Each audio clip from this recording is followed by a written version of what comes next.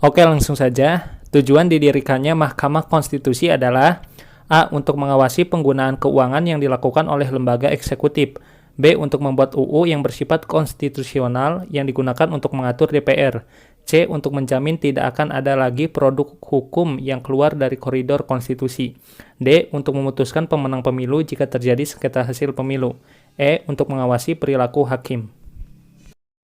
Mahkamah Konstitusi dibentuk dengan fungsi untuk menjamin tidak akan ada lagi produk hukum yang keluar dari koridor konstitusi, sehingga hak-hak konstitusional warga terjaga, dan konstitusi itu sendiri terkawal konstitusionalitasnya.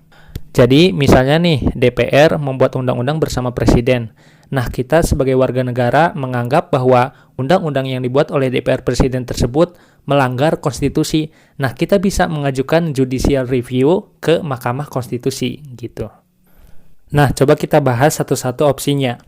A. Untuk mengawasi penggunaan keuangan yang dilakukan oleh lembaga eksekutif. Nah, ini adalah salah satu tugas dari Badan Pemeriksa Keuangan. Jadi, Badan Pemeriksa Keuangan memeriksa keuangan negara yang dikelola oleh lembaga legislatif, eksekutif, dan yudikatif. Kemudian yang B, untuk membuat UU yang bersifat konstitusional yang digunakan untuk mengatur DPR. Nah, bukan. Yang membuat UU adalah DPR-nya itu sendiri gitu. C, untuk menjamin tidak akan ada lagi produk hukum yang keluar dari koridor konstitusi. Nah, benar ya, jawabannya adalah yang C. Kemudian yang D, untuk memutuskan pemenang pemilu jika terjadi sengketa hasil pemilu. Enggak, ini adalah wewenangnya KPU. Jadi ketika ada sengketa, nanti kan mengajukan tuh ke Mahkamah Konstitusi. Nanti Mahkamah Konstitusi mengeluarkan hasil keputusannya, tapi tetap nanti yang memutuskan siapa pemenangnya tetap KPU atas rekomendasi Mahkamah Konstitusi gitu. E, untuk mengawasi perilaku hakim. Bukan, ini adalah tugasnya Komisi Yudisial.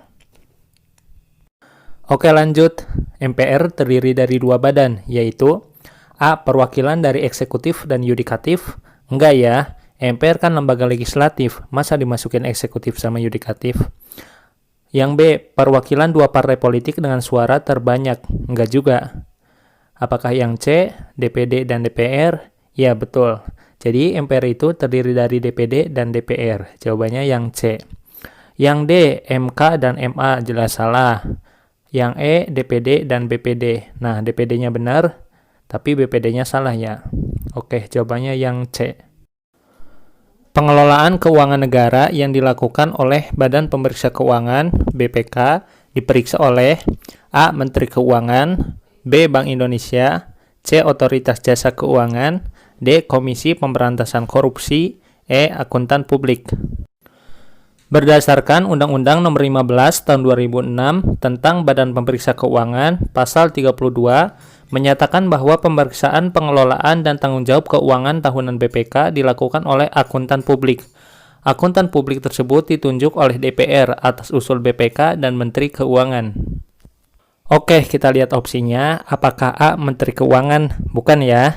Apakah B. Bank Indonesia? Bukan juga.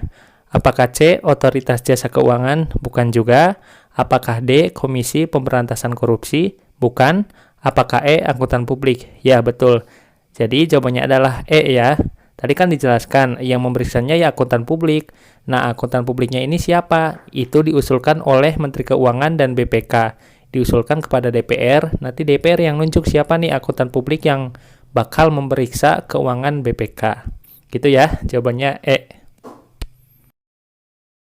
Di bawah ini adalah tugas DPR, kecuali A. Membahas RUU yang diusulkan oleh Presiden. Nah, ini betul ya. Kemudian B. Membahas RUU yang diusulkan oleh DPD. Ini juga betul. Apakah yang C. Menyusun dan membahas rancangan undang-undang RUU? Ini juga betul. Apakah D. Menyusun program legislasi nasional? Jelas ya, ini DPR. Apakah yang E. Mengajukan semua calon hakim konstitusi? Nah, ini yang E yang bukan. Jadi, DPR itu berhak mengajukan calon hakim konstitusi itu hanya 3 orang. Jadi, nggak semua calon. Kalau hakim konstitusi itu 3 orang atas usul DPR, 3 orang atas usul Mahkamah Agung, dan 3 orang atas usul Presiden. Jadi, nggak semua ya. Jawabannya yang E. Untuk memperoleh capaian vaksinasi yang maksimal, pemerintah menggandeng para influencer untuk bergotong royong mempromosikan vaksin kepada masyarakat agar masyarakat tak perlu takut dengan adanya vaksinasi, sekaligus untuk membantah hoak-hoak tentang vaksinasi yang beredar di masyarakat. Para influencer bersedia bersinergi dengan pemerintah untuk mempromosikan vaksin tersebut.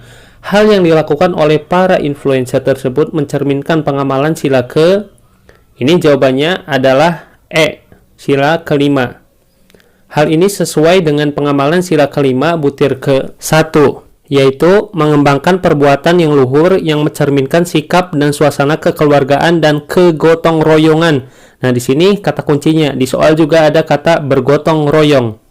Hal ini juga sesuai dengan pengamalan Pancasila di masa pandemi yang dikeluarkan oleh BPIP, yaitu dibutuhkan sinergitas. Nah, di sini kata kuncinya, yang baik seperti kerjasama antara masyarakat dan masyarakat, serta kerjasama masyarakat dan pemerintah dan bersikap adil.